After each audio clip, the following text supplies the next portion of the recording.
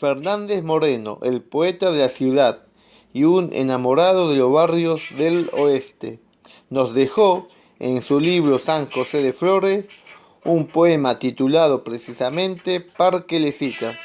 Vayamos al encuentro de su mensaje. Me he sentado en un banco de este parque Lezica, con mucho de tristeza y otro tanto de sueño. Lo he imaginado quinta impenetrable y rica, y he visto el doliente fantasma de su dueño. Sobre el césped profundo brillan como cuchillos las hojas de eucalipto, húmedos de llovizna. ¿Qué fue de la pareja que han sido de los grillos? Hay un hilo de luto cosido a cada brizna.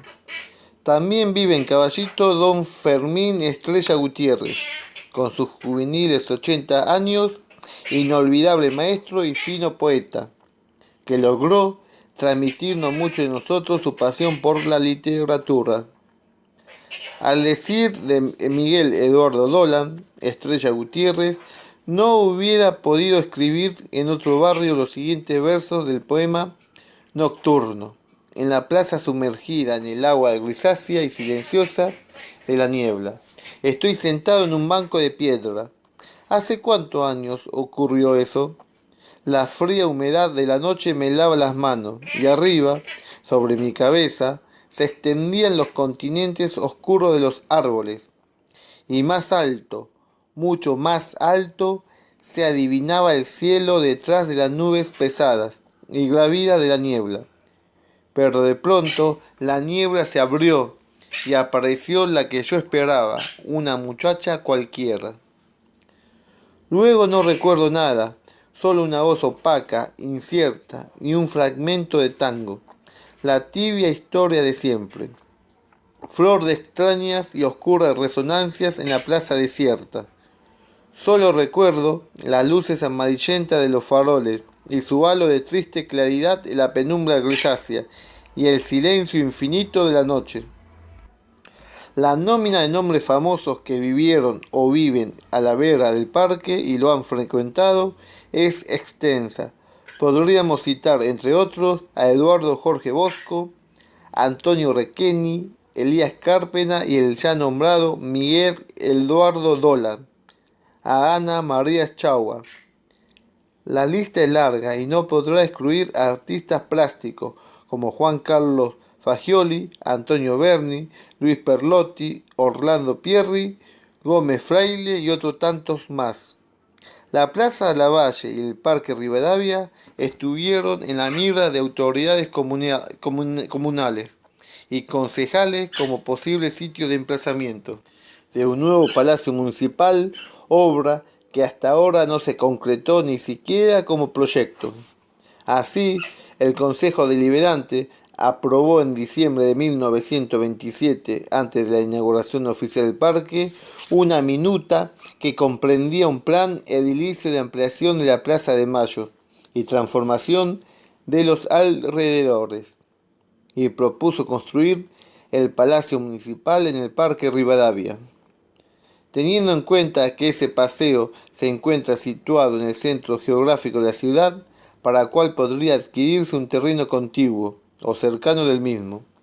El 4 de septiembre de 1928, los concejales Inchausti, Rubiera, Aymó, Tirigal y Coronado proyectan expropiar para ello el terreno limitado por Avenida Rivadavia, José María Moreno, Rosario y Vialcheuf.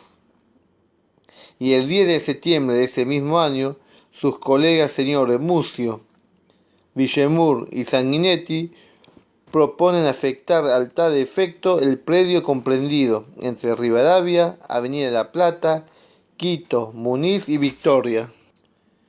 En cambio, el intendente José Luis Cantilo consideró más oportuno hacerlo dando frente al Parque Rivadavia, pues la ubicación del Palacio Municipal en ese lugar reportaría grandes ventajas y además tendría el digno realce que hace falta a un edificio de la magnitud del que se proyecta, toda vez que dando frente a un parque tan hermoso como el Rivadavia, su emplazamiento ha de constituir un conjunto estético por encima de lo común.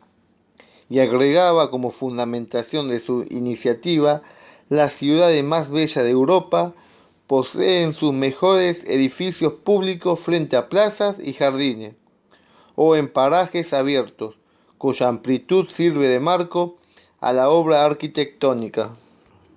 El proyecto de Cantilo proponía expropiar el terreno de 24.643,90 metros cuadrados, donde se levanta el edificio que fuera sede del Colegio de la Santa Unión de los Sagrados Corazones, por la suma de 1.642.500.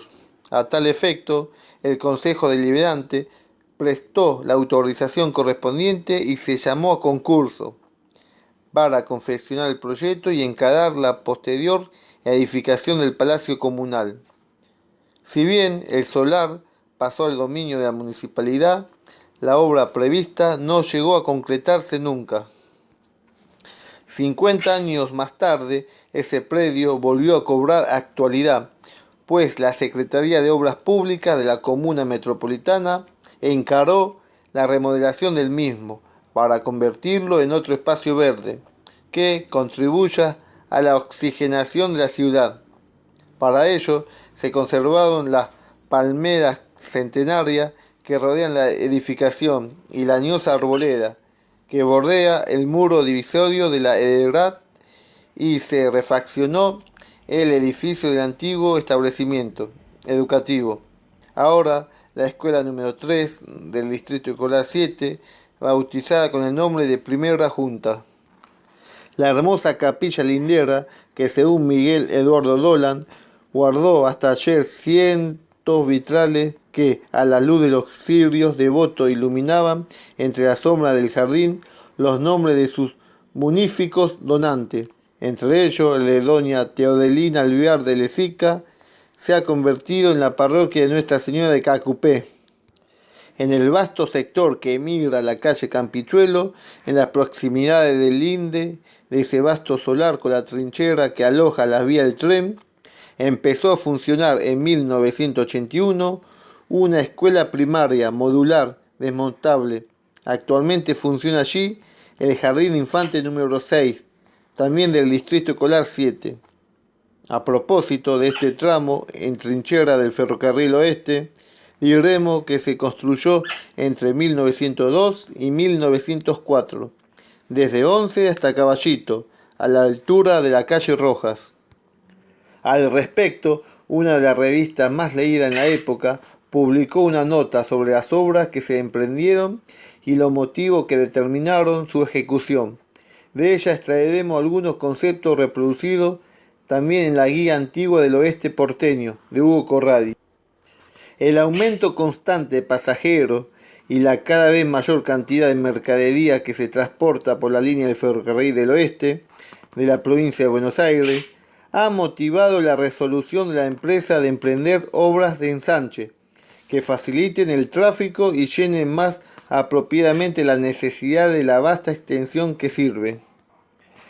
Para salvar los inconvenientes de una embrollada salida y entrada de trenes de pasajeros y de carga, se dispuso el establecimiento de 2 vías más a bajo nivel. Las obras comenzaron hace ya algún tiempo, y el 1 de mayo de 1902, y se espera que quedarán totalmente terminadas en mayo de 1904. Para realizarlas se han tenido que practicar excavaciones de importancia, pues las vías quedarán a 6 metros bajo el nivel del suelo. A cargo de esa lenta tarea, pues todos se hacían a pulmón, con pala, pico y carretilla. Estuvo una verdadera colonia de alrededor de 80 calabreses, sumamente pintoresco en sus costumbres y hábitos de vida.